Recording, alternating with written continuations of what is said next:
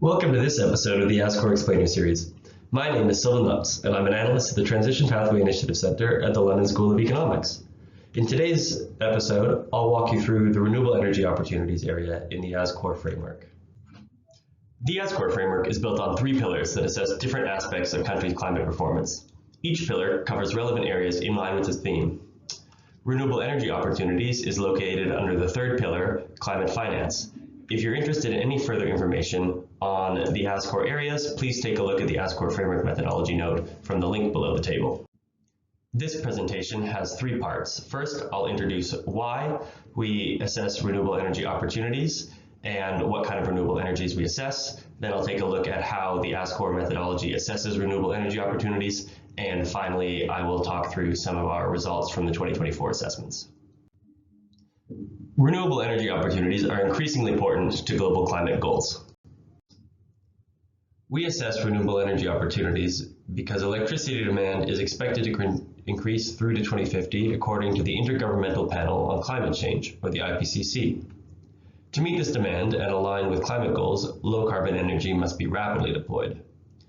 The cost of renewable energy has also decreased rapidly over the last 2 decades. The decreasing cost of renewable energy and the growing demand make it both a lever for emissions reductions and a potential investment opportunity. The renewable energy pipeline that we assess in this area can be seen as a proxy for transition investment opportunities. The main types of renewable energy sources are solar, which is energy from the sun, generally converted into electricity or into heat. Wind, which is energy from the wind captured by wind turbines and converted into electricity. Geothermal, which is energy derived from natural heat stored beneath the Earth's surface, and it's used for electricity and or directly for heating applications. And finally, hydro, which is energy harnessed from the movement of water, which flows through turbines and generates electricity.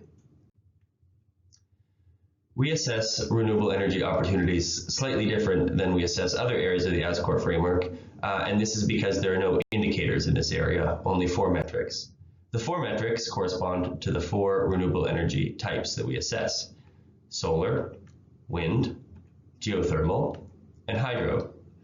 We ask for each renewable energy type, what is the country's prospective renewable energy capacity? Or what is the country's renewable energy pipeline?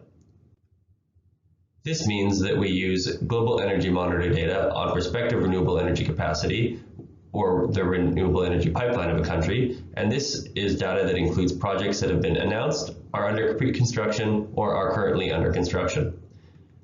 This renewable energy pipeline is then normalized by GDP, sourced from the World Bank, to provide a more comparable measure of how national low-carbon investment opportunities are playing out around the world in countries with different economic sizes, geographic sizes, etc.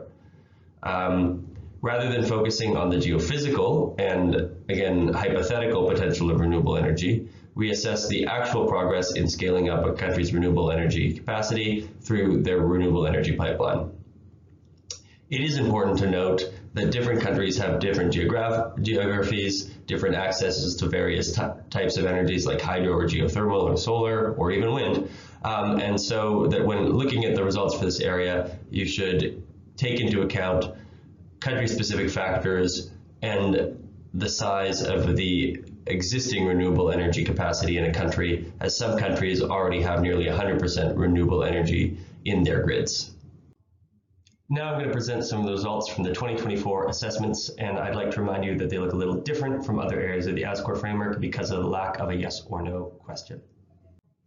This graph shows global energy monitor data divided by billions of dollars of GDP to show countries' renewable energy pipelines, which again, to remind you, is the projects that are either announced or in development.